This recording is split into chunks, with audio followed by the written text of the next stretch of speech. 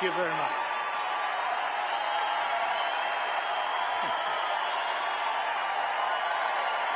Thank you. Thank you very much. Thank you.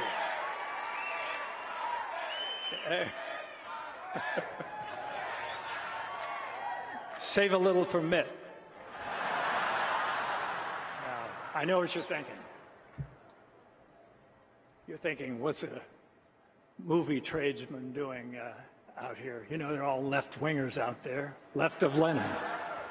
At least that's what people think, but that's not really the case. There's a lot of conservative people, a lot of moderate people, Republicans, Democrats in Hollywood. It's just that conservative people, by the nature of the word itself, play a little more close to the vest, and they don't go around hot dogging it. So,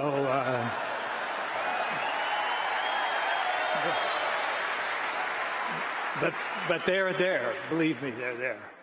And I just, I think, that, in fact, there's some of them around town. I saw John Voight. There's a lot of people around here in town.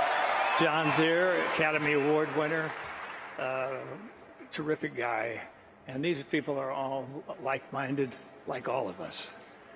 So I've got Mr. Obama sitting here, and he's. I just was going to ask him a couple questions, but you know, about I remember 3.5 years ago when Mr. Obama won the election. And though I wasn't a big supporter, I was watching that night when he was having that thing, and they were talking about hope and change, and they were talking about yes, we can, and it was dark and it was outdoors and it was nice, and people were lighting candles, and they were saying, you know, and I just thought, this is great. I mean, everybody's crying. Oprah was crying, and I was even crying. And then finally, I haven't cried that hard since I found out that there's 23 million unemployed people in this country.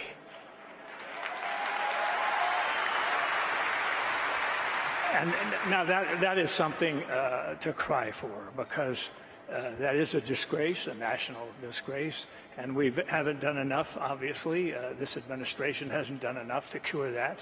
And whatever interest they have is not strong enough. And I think possibly now it may be time for somebody else to come along and solve the problem.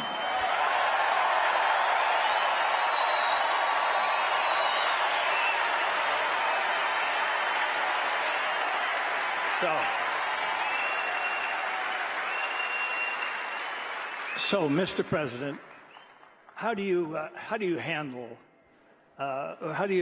promises that you made when you were running for election, and how do you handle it? I mean, what do you say to people? Do you just you know? I know people were wondering. You don't have it, okay? Well, I know even some of the people in your own party were very disappointed when you didn't close Gitmo. And I thought, well, I think closing Gitmo, why close that? We've spent so much money on it. But I thought maybe it's an excuse. What do you mean, shut up? Okay. I thought it was just because somebody had a stupid idea of trying terrorists in downtown New York City. Maybe that was it.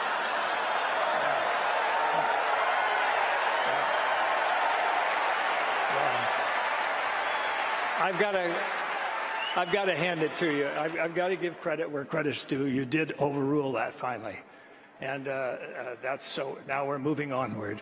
And I know I know you were against the war in Iraq, and that's okay. But you thought the war in Afghanistan was okay. You know, I mean, you thought that was something that was worth doing. We didn't check with the Russians to see how they did there for the 10 years, but it.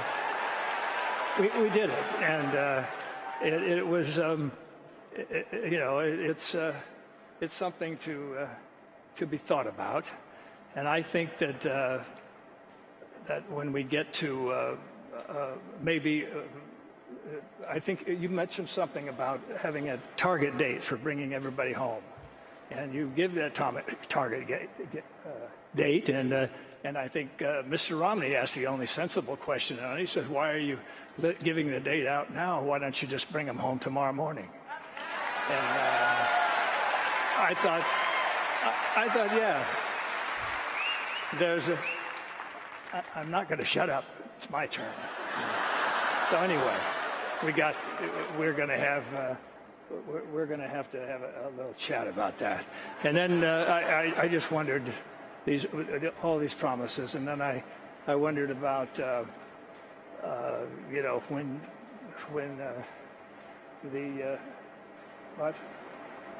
what do you want me to tell Romney? I can't tell him to do that. Can't do that to himself. You're crazy. You're absolutely crazy.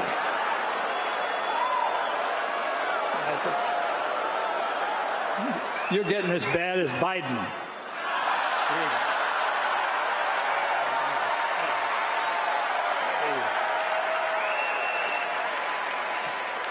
Of course, we all know Biden is the intellect of the Democratic Party. So just a kind of a grin with a body behind it, It's just kind of a thing.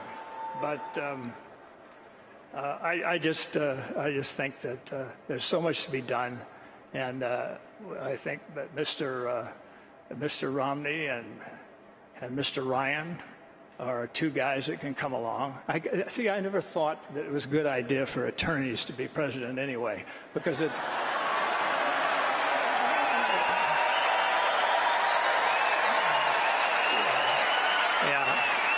I think attorneys are so busy. They're always taught to argue everything and always weigh everything and weigh both sides, and they're always devil's advocating this and bifurcating this and bifurcating that. All that stuff. But I think it's maybe time. What do you think for maybe a businessman? How about that?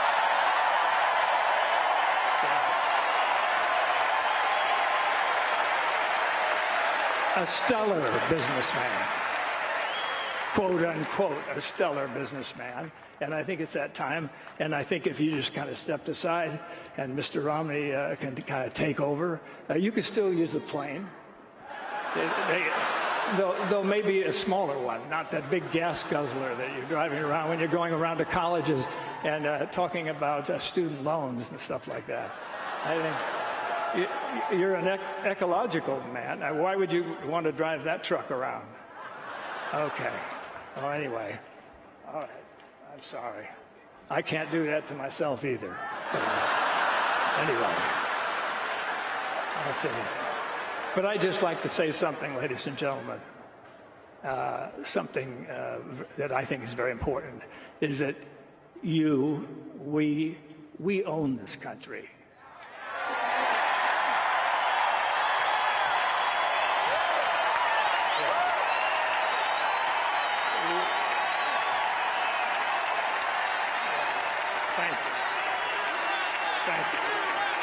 Yes, we own it. And it's not you owning it and not politicians owning it. Politicians are employees of ours. And so they're just going to come around and beg for votes every few years, and it's the same old deal. But I just think that it's important that you realize that and that you're the best in the world.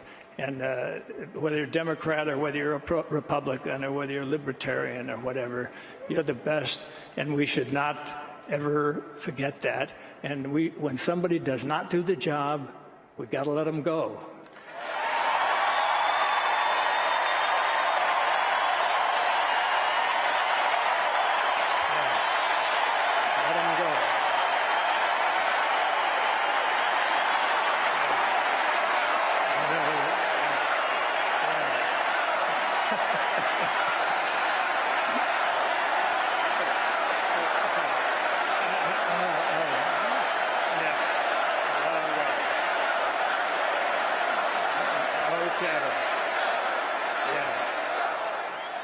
Okay, just remember that. And I'm speaking out for everybody out there. It doesn't hurt. We don't have to be.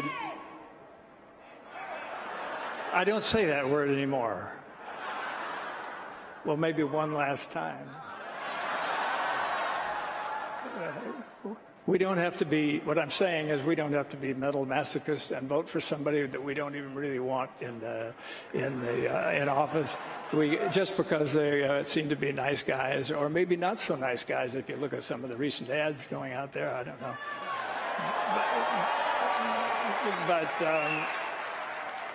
Okay, you want to make my day, huh? All right.